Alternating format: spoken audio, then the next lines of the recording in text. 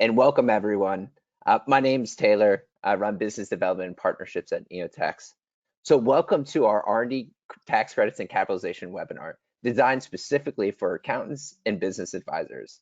In this session, we will explore the benefits of claiming the R&D tax credit and how to manage the tax regulation changes surrounding R&D capitalization.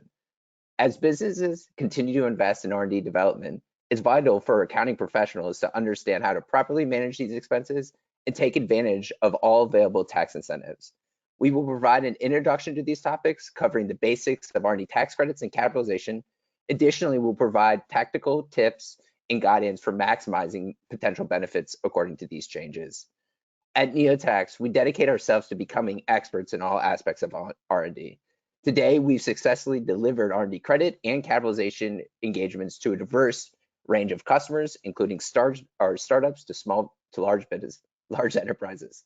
We also made significant investments in supporting our accounting partners, who range from employees of 5 to hundreds.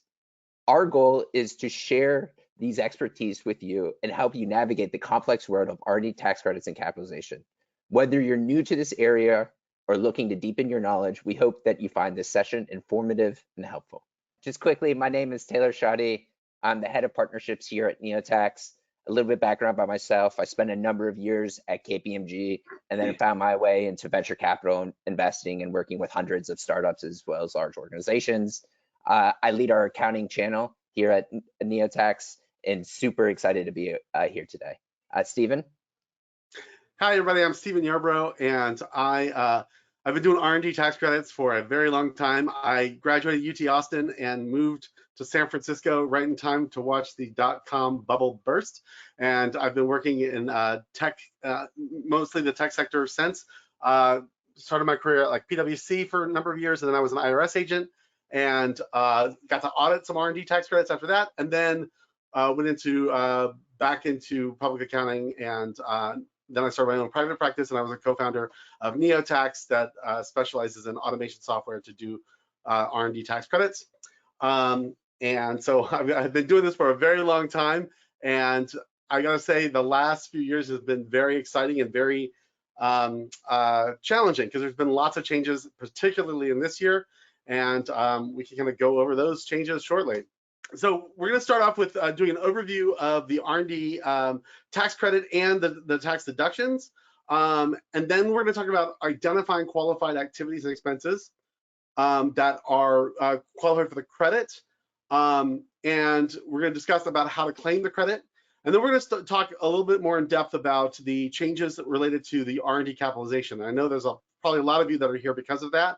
It is a huge change this year, and it is impacting a lot of businesses. And it's kind of, even though we've known about it for 5 years, it was still kind of unexpected that it actually has gone through. And then we'll discuss a little bit about Neo.Tax, and then we'll answer some of your questions during the Q&A. But also during our, we're going to have a few questions throughout for your, so you get for attendance. And I think we're going to answer a couple questions as we go. So if you put your questions in the question box, we can kind of hit those during those little breaks. So before we jump into the R&D credit and capitalization rules, one thing I always say is it's really hard to learn all of the rules related to R&D, particularly because there's just so many of them. And so rather than try to you know, learn all the rules because they're very technical, I say that the best thing to do is kind of understand the background and the kind of like the origin story of the credit and other tax rules. And so we're going to kind of go over the origin story for both the old rules and the new rules related to credits and the deduction, or no longer deduction, the capitalization. And then you can kind of understand, like, once you kind of know the origin story, you can kind of almost guess some of the rules that would apply, because you'll understand what the IRS is really going for. And then when you come up with a thought about, well, what about this or what about that, you'll kind of know that, well, that wasn't what Congress intended. That's probably not going to fly, or that's exactly what they intended, so maybe that will work. So we'll go over that, but let's just start with just the basics of where the rules are in the code. I always go way back and start with IRC section 461. Basically, everything is income and everything is taxable, whatever source derived. That's kind of like the basics of income tax law. And then since the 1930s, basically deductions or credits are a matter of legislative grace. And so basically, everything's income, regardless of whether it's in the code or not. It's income unless otherwise specified. And then deductions and credits are only granted by Congress. And so in order to claim a deduction or a credit, you need to meet the rules that are there. And so one of the biggest, broadest rules is section 162, which is the ordinary and necessary business expenses. Now, if you think of ordinary and necessary, that's like such a broad category, but that helps most businesses. So for example, if you open a restaurant, your ordinary and necessary expenses are going to be the wages you pay to your waiters, the food that you bring in, and the furniture that you depreciate and stuff. So there are ordinary and necessary business expenses for your current business, but then there's generally other expenses that fall outside of that need special rules for. For example, if you invest in furniture or something, then you have to capitalize it and amortize it, and there's rules related to that. Well, section 174 is the rules for R&D or research and experimentation. Now, why is that different than 162? Well, if you think of it this way, R&D is like an investment in your future. You're investing your time and your energy in a new product or a new feature, and therefore it's not an ordinary necessary to your current business. It is an investment in your future. And so if you were to spend time looking to acquire a business, you would capitalize those costs as startup costs, or if you're looking to do an acquisition, you'd be capitalizing the legal costs that go into that. So those get capitalized. Well, in general, the rules were for the last 50 years on R&D was like, okay, it's not ordinary necessary, but we'll just say 174 is deductible. And there was an option until tax years 2021, you had the option of capitalizing it and amortizing it over 10 years if you wanted to. Nobody ever really did that, but that was an option.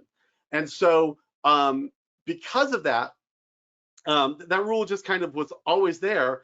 The 174 expenses were generally treated exactly the same as 162 expenses. And so if you look at the code for 174 and you look at the regulations, there's really not much specific to 174 because it's just deductible like 162. So you don't really have to spend your time figuring out, well, is this R&D or is this ordinary necessary?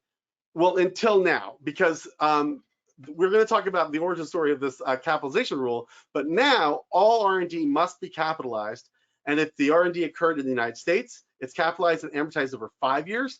And if it's capitalized overseas, if it's performed overseas, it's capitalized and amortized over 15 years.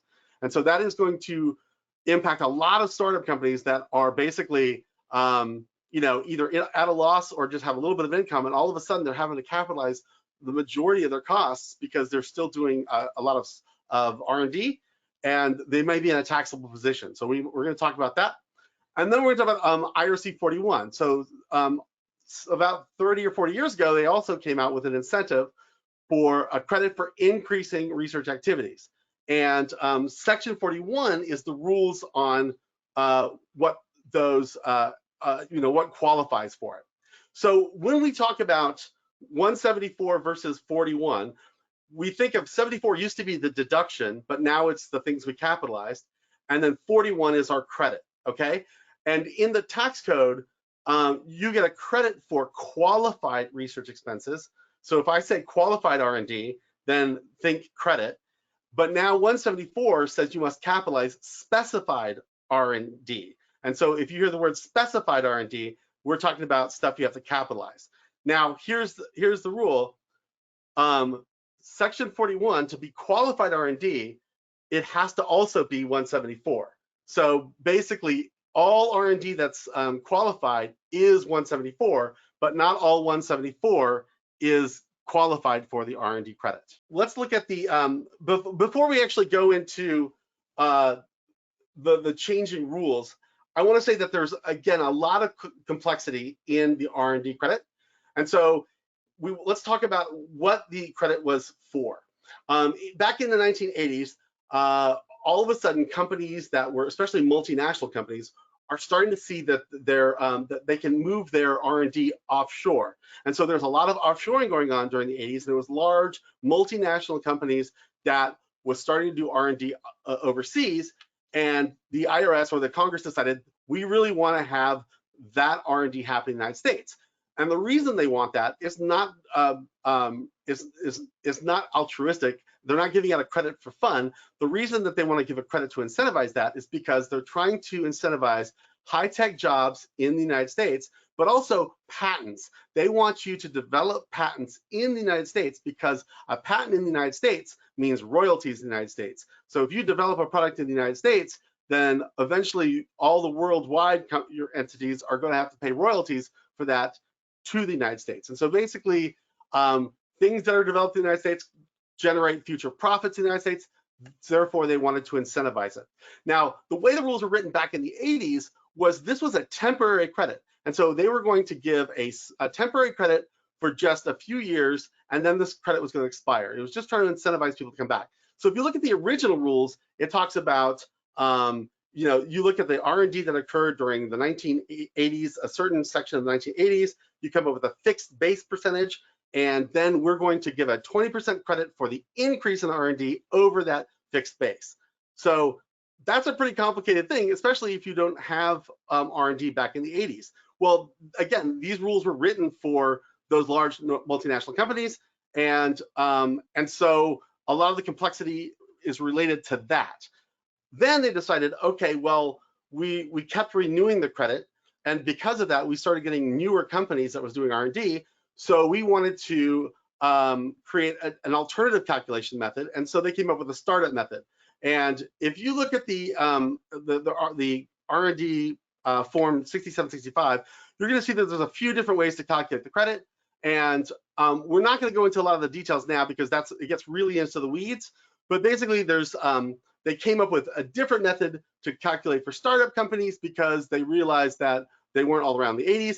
And then they realized that a lot of companies weren't claiming the credit in the past because they weren't profitable. And so they came up with a third one, which is alternative incremental credit, which they've expired that one and replaced it with the alternative simplified credit. And so right now, it's basically the regular method with a startup company, or the ASC method, which is the alternative simplified credit. And there's a lot of other complexities related to like prior amounts and fixed base percentage, and we're not going to go into all of that. But basically, we're going to focus on identifying the expenses that go into that credit, and then you can kind of do that manual calculation yourself through the forms or through your software. So then, what happened back in 2015 is they realized all these R&D credits that we were incentivizing was for large multinational companies, because in the past, those are the ones that were able to open subsidiaries overseas. But then they decided, oh, well, now that computers are ubiquitous and people can get online, we're noticing that even smaller companies are developing overseas, and they're not really incentivized by this R&D credit because they can't get the credit against their income taxes because they're generating huge losses. And so they created the payroll tax credit for startup companies. And we'll discuss that a little bit later, but basically they wanted to, for smaller companies that have been around for less than 5 years of revenue, they wanted to allow you to take that credit and apply it towards your payroll. And so that happened for the 2016 going forward, and that's been around for a few years now. And now we're going to talk about the final big change, and that is starting in the 2022 tax year, the Tax Cut and Jobs Act require businesses to capitalize all R&D expenses. Now, when I say I want you to understand the origin story of how a credit or how a tax code comes about, you'll see that the origin story for the credit is actually very good. They're trying to incentivize something by giving a credit out, and it works out, especially for startup companies, it works out to about 10% of your spend on engineering and software development or just general R&D. You can get back in credits is basically how it works out with the math. And so that is a wonderful credit, and they've come up with ways to calculate it, and they've incentivized it based on what they're going for.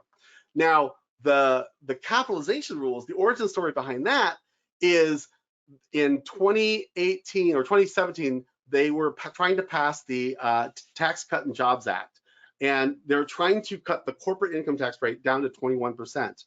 But with every tax bill, it goes to the Congressional Budget Office and it gets scored over a 10-year period.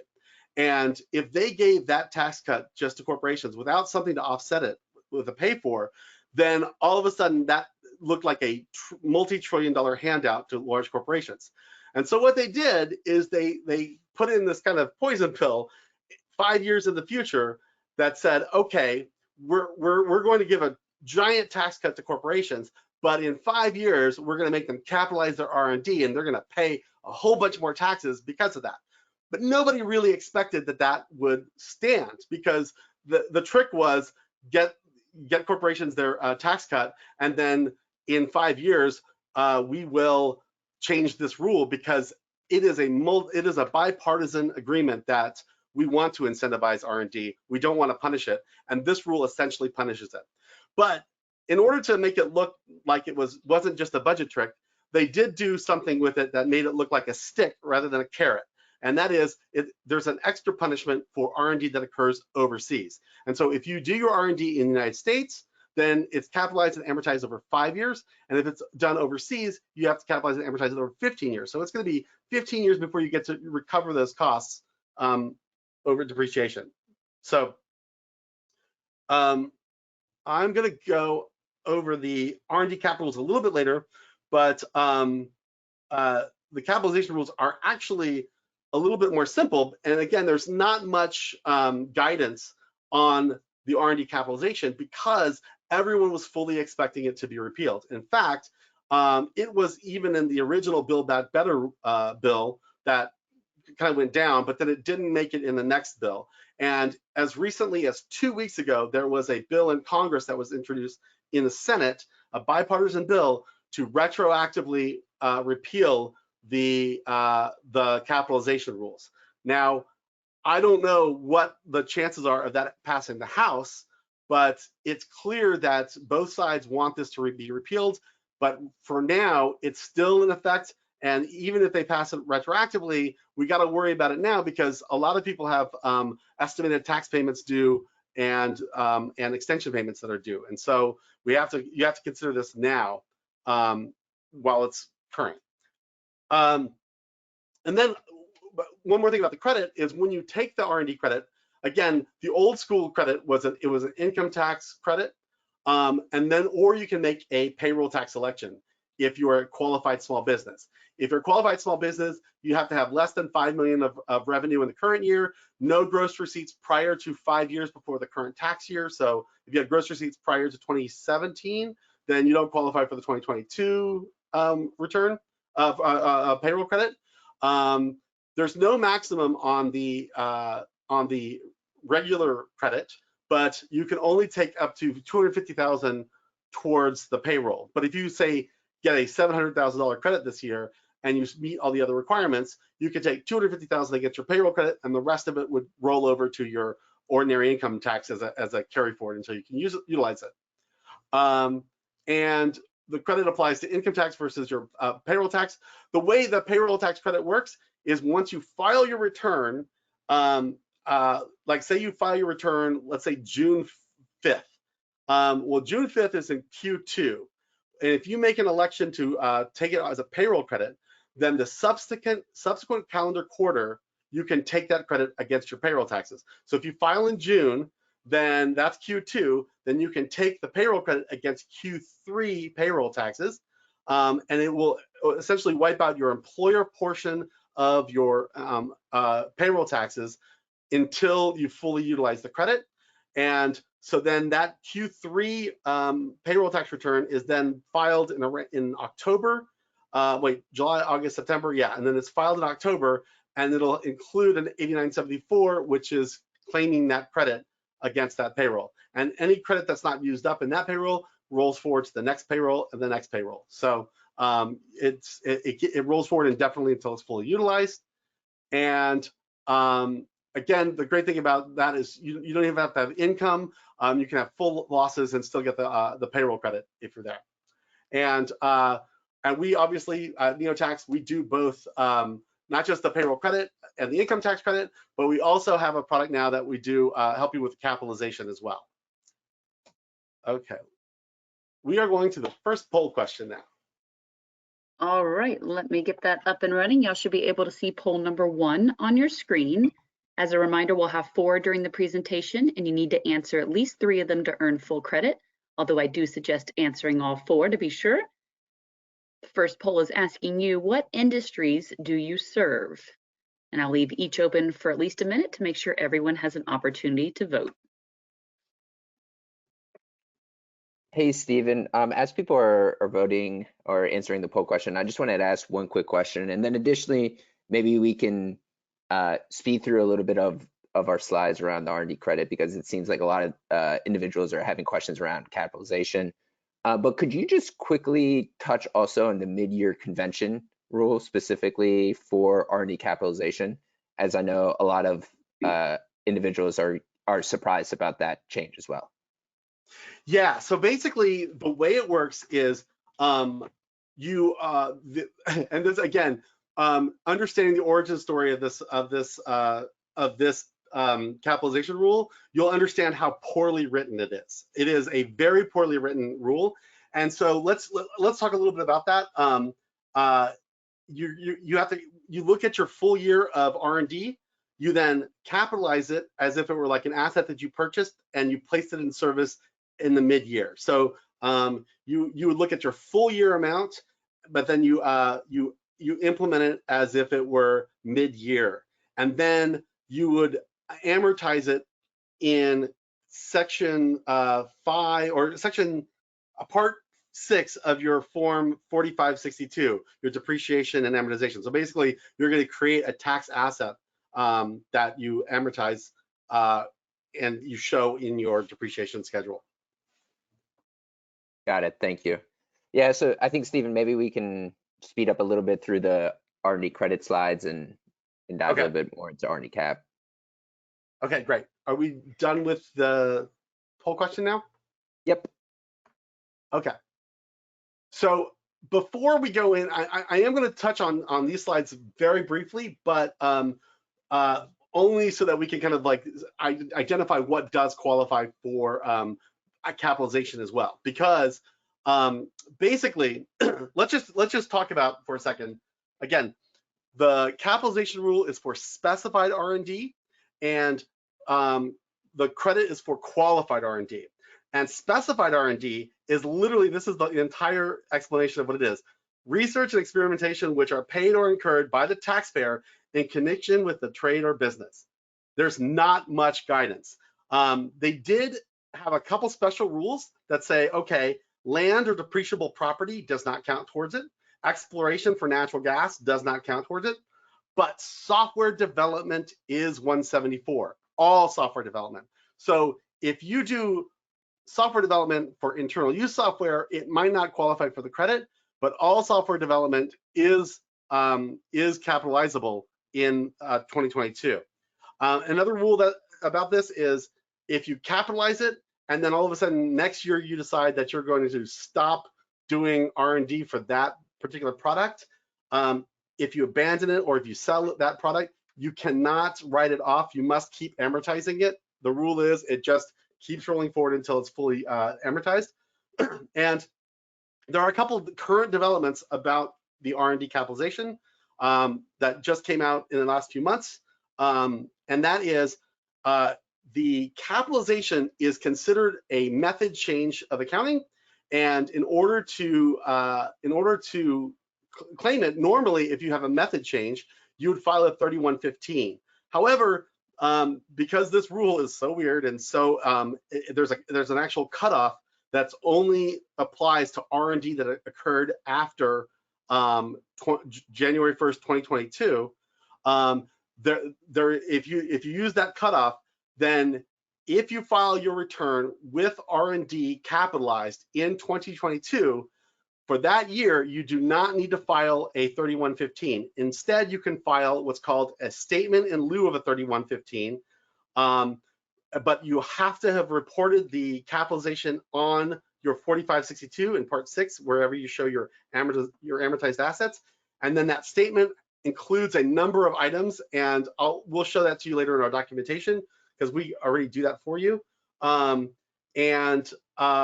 Also, one other rule that came out is 174 capitalization rules do not apply to software that is acquired, leased, or licensed. And so if you are spending money on GitHub or other software to help you develop your software, the software that you're purchasing, that does not need to be capitalized, but a lot of other stuff does. Now, when we talk about what really qualifies as R&D, there's a couple good things.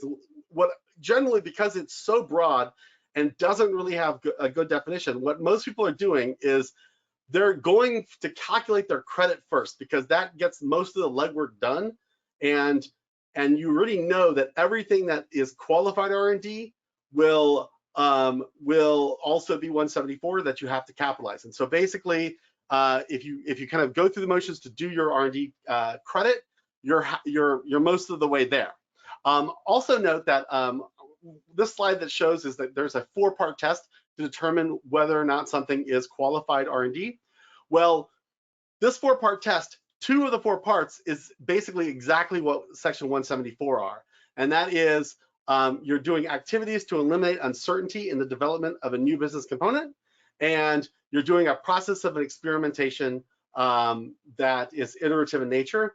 And also, these are basically, they're on the hard sciences. You have to have the research has to be related to physical, biological sciences, engineering, or computer science.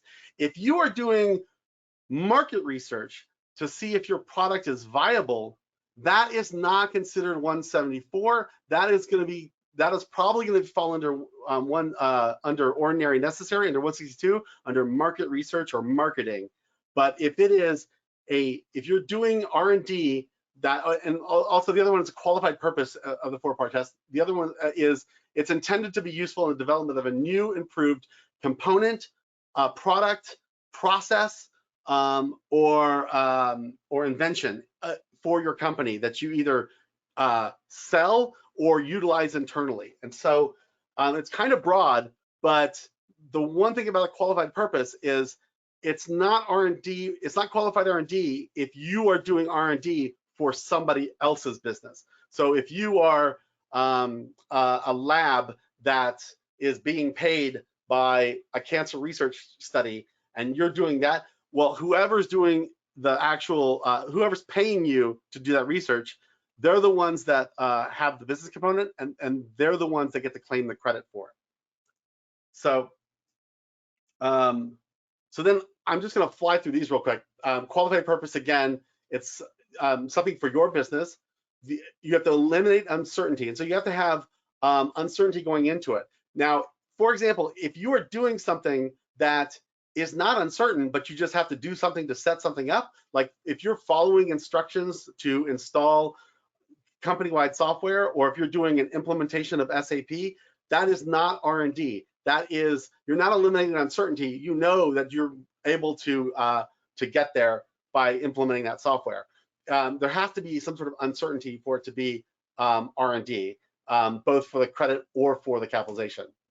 Process of experimentation is basically you are doing something with to evaluate results, and this is kind of complicated because you don't have to have multiple things that you're testing. You could have just one thing, but if you have uncertainty of whether or not it's going to work or not, then that is uncertainty. And technological in nature, it has to be on the hard sciences. Now if you think about that, some people are like saying, oh, phew, it's tech companies that this applies to. It doesn't apply to my businesses. Well, the problem is it probably does. Almost all companies out there are doing some sort of R&D, because think of it this way. We have been sleeping on mattresses since the cavemen. Beds and mattresses have been around for thousands of years, and yet some of the largest mattress companies out there had like $25 million of R&D last year alone. And so you can be testing out new materials, you can be testing out new methodologies, like, okay, I'm going to try to mail that mattress through UPS by sucking out all the air and rolling it up. But then if you're testing things out and trying it out, then that's probably R&D, unless you have a process that is already rolling forward and actually like in the manufacturing process. In a second, I'm gonna ask Taylor if there's any other questions that are like coming up again and again, but I'm gonna keep going, but feel free to interrupt me if you see something that's been coming up, because I don't see the questions myself. Now, that was the R&D that both is capitalizable and available for credit. These are exclusions that do not qualify for the credit itself. So research after commercial production. So if you are doing quality assurance or bug fixing, that's something that's already like in production and you're fixing it, then that doesn't count as research. That's probably more maintenance. The same is true for the capitalization for the research after commercial production. It's probably not, if it's quality control, it's probably not. It gets a little trickier if it's software development, because there is no good guidance except that the new rules say that software development is R&D, is 174 and must be capitalized. And so there's an argument that says that even bug fixes is developing software. It might not qualify for the credit, but it does qualify for the capitalization. Adaptation of your product for a single customer. So if you have a product and then you're implementing it at different customer sites, even if there's a little uncertainty there, that generally does not count. The exception is if you have built a satellite for NASA and you're testing it with NASA system, that is a unique situation where it's not like a customer implementation. Reverse engineering and internal use software generally doesn't qualify for the credit. And then one other thing I'll say is funded research. This is where a lot of people are going to be upset, is if you are doing research and then you get an SBIR grant or other grants because you're doing great stuff and it's funded, well, that research doesn't qualify for the credit, but you still have to capitalize it. And so you might have income from the grant and no deductions from the R&D. And again, it's just a badly written law because they weren't expecting it to actually be implemented. One other thing is, I already said in the for capitalized expenses, it's basically broadly defined as expenses that go towards creating a new product. However, for claiming the credit, there's only 4 real expenses that qualify. And so you're not going to have overhead in here. You're not going to have utilities, but you're only going to have like these 4 broad categories of expenses.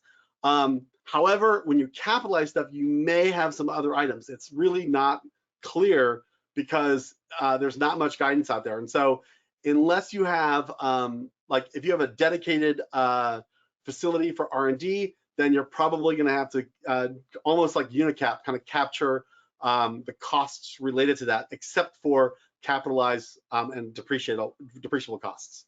So if you're doing it for the credit, though, the 4 categories of expenses are wages that you spend on an employee, your own employees working on a qualified activity, contractor expenses, you get 65% of that towards the credit.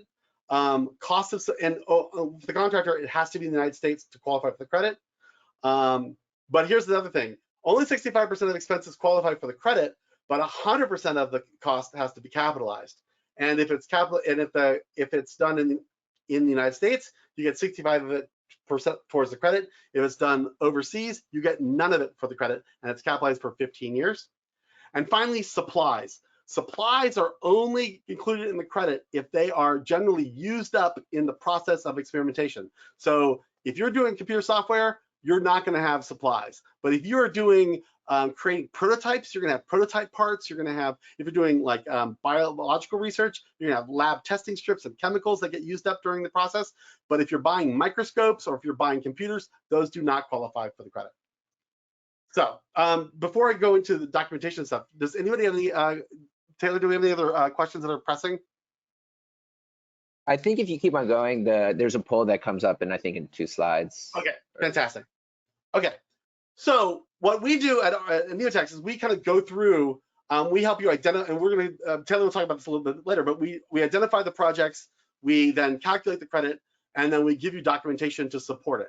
A little bit different this year is we also help with the capitalization. And so we create the 6765, which is claiming the credit, and that goes with your tax return. And you're claiming the credit on your tax return there. And you're also going to be capitalizing your R&D expense. And so we create a statement of 3115, statement in lieu of form 3115, that basically itemizes the things that would be on a 3115, but you don't have to file a 3115 if you do your R&D in 2022. If you claim no R&D this year, but then you have R&D next year, then you will have to file a 3115. And so I encourage everyone, if you're going to have R&D, you've got to do it this year. Another thing that we get asked again and again is, well, what if I just don't claim the credit? And then I don't have to worry about capitalizing. That is not the case. The credit is optional. The capitalization is mandatory. And so particularly if you've had R&D in the past and you are claiming the credit in the past, it's going to look very suspicious if you all of a sudden stop claiming the credit. They're going to expect that you have some capitalization there. And then we also provide, if you claim the payroll credit, we give you an 8974, and we actually will help submit that to your payroll provider, and then that will take the deductions off your payroll. And then we also create an R&D study that kind of goes through all the things that you would need to document the credit. That is, you hold on to that for if you were audited. That kind of like provides you the information in the background on how the credit was calculated. Now, one thing that I want to point out is this is the year that I highly recommend everyone start doing R&D credits, even if they're not going to utilize them in the current year. And that's not only because you might as well do it because you have to capitalize it anyway, but also because the IRS has changed the rules related to amended returns. And so generally, if you file an R&D credit on an original return, you don't have to supply your study. You don't have to supply all this additional information. It's generally the burden of proof is on the IRS to disprove that your credit was incorrect, to prove that it was incorrect. But if you are filing an amended return to claim a credit later on, which is what people used to do, is they would just wait until they're about to be profitable, and then they'd go back and amend a bunch of years. And if you do that, if you wait for that, well, then there are, for a claim, there's a whole bunch of rules, and I would encourage you to look at IRS News Release IR 2021-203. And basically, they want you to give essentially the same kind of write-up that we already do, which is the factual basis for the claim, the activities performed, the details of the individuals, the information each individual sought to discover, the technical uncertainties, and the total qualified expenses for each employee, contract, and whatever. So it's a lot more documentation and a lot easier for the IRS to just say, no, you don't get it. So I encourage everyone to claim the credit as you go. Next poll question. All right, poll number 2 is up and running on your screen. How do you currently handle your clients' R&D credits?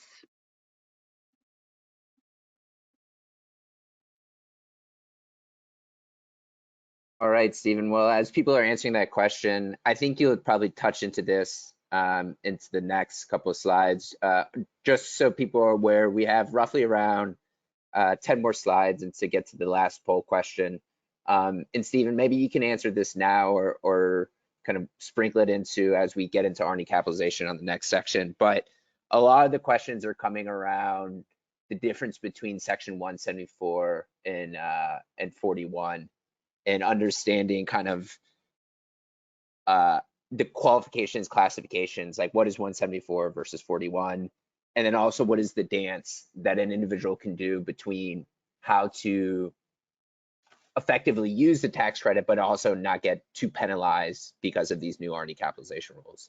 And I know we talk a lot about this in the next couple of slides, but yeah, and also, actually, we're definitely going to be touching that in just a second. So, yeah, but I will just I will reiterate again, 174 historically was just the thing that said, just like ordinary necessary business expenses, you could used to deduct your R&D costs, and it was just basically, it used to just say, if you're doing R&D, you can deduct it. That's fine. It was never a controversial line item in the code until they decided to capitalize it recently. And so there's not much guidance. They basically say that 174 R&D is technological in nature, and it's for a new product. But if you want to claim the credit, it also has to be in the United States. It can't be adaptation for a customer. So basically, the rules for 41 are more specific to try to really tailor it to target the activities that might lead to a patent. So it's more, if you're doing customer adaptations or if you're doing later stage R&D, then that might not qualify. But the early stages that are like really clearing up uncertainties, that would qualify. So the 174 is way broader than the 41, but so when you're looking at these expenses, you might as well claim the credit for 41 costs and then examine your other costs to see what has to be capitalized.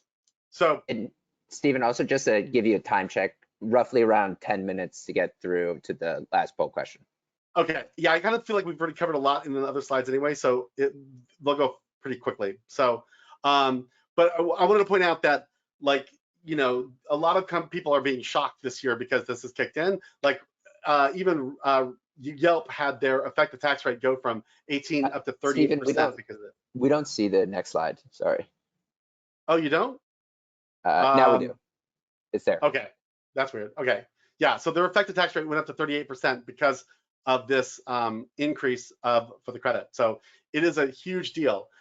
So again, when you capitalize your expenses, you know, you're going to increase your profit, but also you're going to be utilizing all those NOL carryforwards. But NOLs can only offset 80% of the income in the current year, and so you're going to want to have credits to then get that last 20% taken out. So let's look at a couple of mathematical, or like not examples, but like visualizations, I guess. So if you have a business that's not profitable and they have like $1 million of revenue and $2 million of expenses, then you'd expect that they'd have $1 million loss in the year and they don't owe anything to the IRS. But now, if they have $1 million of revenue and they're like a startup, and really most of what they're doing is like software development or product development, then let's say 1.8 million of that is capitalized. Well, then all of a sudden, you're going to have taxable income because you're going to capitalize that and amortize it over either 5 years or 15 years. And so you have a company that has, you know, huge losses on book, but then taxable for tax. And this is kind of problematic because when you capitalize an expense, if you're a corporation, you can expect that you're going to have to pay 21% on that amount. And the most you're going to get is generally between 10 to 12%, depending on the calculation method for credit. So no matter what, it's a bad outcome for companies right now. Although the capitalization is a timing difference, so it may not affect everyone's effective tax rate, but it is, you know, it's going to be cash out currently. And then for larger profitable businesses, you know, you are going to have, again, more that's capitalized ends up more that's taxable, and so it's very expensive. And so when people are, what we've seen is sometimes people come in thinking that they just want to get an R&D credit and they want to maximize the credit. Well, they might push the envelope on what is actually R&D, and they say, oh yeah, that was scientific in nature, sure. Well, our product will help you visualize, okay, what's the actual impact on your bottom line, both on the capitalization side and on the credit side. So basically, if you're close to profitability, you're going to be impacted. If you have lots of offshore stuff, that's going to be impacting people hugely because they're not going to be able to get those costs back for 15 years. And also if you're going to be profitable in the next couple years. Again, we're going into an election year. It's hard to get tax cuts passed in a divided Congress, and so it's going to be a challenge to get that repealed, and we don't know what's going to happen. So one thing I will say, we're going to skip to this. Oh, I'm sorry. Let's go to the next poll question, and then I have one more thing to say about it. Sure. Poll number 3 is up and running. How are you managing the new R&D capitalization rule changes? Stephen, one of the questions that's come up a little bit, if you could just provide a little bit more clarity, is around foreign R&D.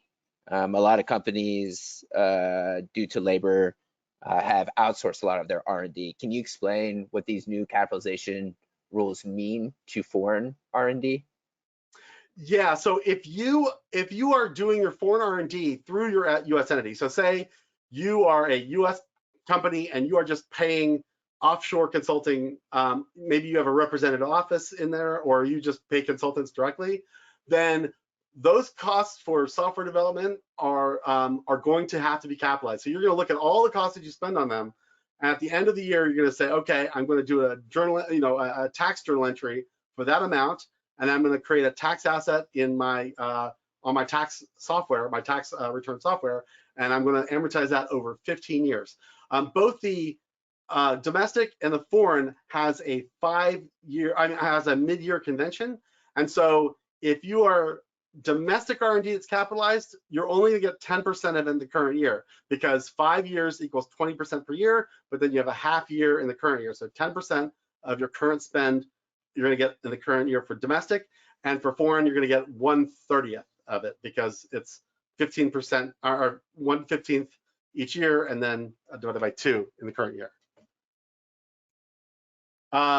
Okay, so how to navigate these? I'm going to kind of fly through these. Basically, what I'm recommending people do is, first of all, is see if it's going to impact the tax that's due. So I'm encouraging everyone to go ahead and start calculating the credit and figuring out what benefit you can get from the credit itself, and that's going to get you most of the way there, because it's going to help you identify what is your R&D and what you have to capitalize. So basically, everything that you claim on the credit is going to be capitalizable, and then the biggest chunk of expenses that are not capitalizable is either going to be funded research or foreign research that you've done. Those are going to be like probably the 2 broadest categories.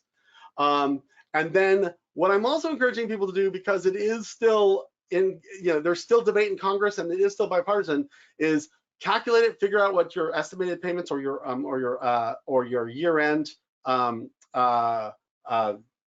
payment is due. Calculate that, but then extend the return and hold on and wait and hope for the best, because it may end up a couple months from now being reversed retroactively. The new law that's being debated not only retroactively reverses it for the prior year, it creates a lot new stuff in going forward, but it doesn't impact the 2022 year. The only thing that impacts 2022 year is the capitalization repeal. And let's go to the last poll question, and then I can answer questions. Oh, sure. All right, the 4th and final poll is up and running. So if you missed one for any reason, make sure to cast your vote here. Are you interested in learning more about R&D credit and capitalization opportunities? So Stephen, one of the questions that has come up, and I'll talk about this in the next section, is really around kind of navigating all of these complexities. If you were an accountant, whether you were supporting a number of clients or an internal, kind of what are the next steps that you would, I know you highlighted them briefly, but kind of how would you like tactically execute managing these changes? Yeah, so I would say first is CYA. I would say look for your clients that are going to have, you want to do triage, and you want to find your clients that have real tax exposure from this. And the way that I would approach that is, there's going to be a lot of difficult conversations happening right now with clients because everyone thought this rule was being repealed. What I generally would recommend is arm yourself. You can look online and you can find multiple articles about how this was fully expected to be repealed before Christmas, like right in the last cleanup bill. And it was not expected to happen. And so that's why no one has really done estimated payments of the prior year for this. And so approach your client to say, look, we thought it was going to be repealed, and it may still be repealed. You can point to the latest bill that is out there that just came out 2 weeks ago that still says it might be repealed, and then tell them that what we want to do is do an estimated payment, but then hold off on filing and hope for the best. But it is going to be there's a lot of people having this conversation with their clients right now. Perfect, thank you. Awesome. Well, so I'll take over the next section, and I'll try to go through this as quickly as possible. Just a quick overview of Neo.Tax. So, as we mentioned in previous slides, Neo.Tax is on the mission to simplify tax processes through automation. We started with solving the most significant and impactful problem, optimizing tax strategy with the integration of R&D tax credits and capitalization. We built a product that answers a lot of the questions that individuals are having around the R&D tax credit and the dance it has with R&D capitalization. Stephen, if you can go to the next slide. What we do is an individual will come log into our platform, both a direct business or an accountant. We have an accounting platform in which accountants can service multiple clients at one time. So what an individual will do is they'll go in and understand what this new change actually means for their business. And in real time, we can produce scenario analysis around what does the R&D credit and capitalization mean for the client. This is an absolutely free software to use. There are no upfront fees to log in to create an account. And so I encourage individuals who are on this, if you do have questions around your existing business or your client's business, come in and just plug in and see what this potentially means. As we showed earlier, we can calculate or have a general perspective of what this potentially means and the impact it has on your business. So once you understand what your potential outcome is, you would connect your accounts to add expenses and also identify what is qualified R&D versus non-qualified R&D, as well as what is R&D that is Section 41 versus 174. Once you've identified those expenses, then we ask for you to help build or execute against what is qualified research activities that are kind of defined on what those expenses are being allocated to. So as Stephen mentioned, we follow the 4-part test to identify what those qualified research activities are. We ask a number of additional questions to make sure that we're able to build the report, build the study, as well as build the R&D capitalization schedule and waterfall that is supported for that. And then following, as Stephen mentioned, we produce a handful of documents. We produce the 6765 if you're claiming the R&D tax credit. We also produce the 8974 if it's being claimed as a payroll tax offset. We produce an R&D credit study, which then goes to substantiate the credit in case of an audit. And then additionally, we produce all the required forms to address for R&D capitalization. So if you go to the next slide. So roughly, what does our software do? It saves hours. Actually, this number is significantly underestimated, the number of hours we saved. With one accounting organization that we work for, on average, we're saving 15 to 20 hours per credit now because of the R&D capitalization change. Before, our product was primarily focused just producing the R&D tax credit, and now we've added the R&D capitalization aspect to it. One thing that we also encourage individuals who are outsourcing R&D credits to third-party firms is that not only do they obtain the required forms such as the study and the 6765, but they also obtain the capitalization schedule. One thing to note is what used to happen is people would throw the kitchen sink into R&D to try to maximize the credit, but not now. You have to take into effect what is the impact to capitalization. As Stephen mentioned before, you could throw 100% of your expenses in R&D, but as a result, even if you're not profitable, you now owe a tax income that is potentially larger than the credit you would get back. So one thing to note is required the capitalization schedule and the waterfall as a result of this study. This is an example output that we produce. We have a capitalization specific output. It requires all the documentation you need for instructions in order to do this. It calculates the capitalization asset amounts for you. We generate the schedule of amortization, the M1 M1 line 5 adjustments for you. A lot, let's just say, in short. So Stephen, the next slide. Please reach out to us if you have any questions. We partner with firms in a lot of different ways. Thank you.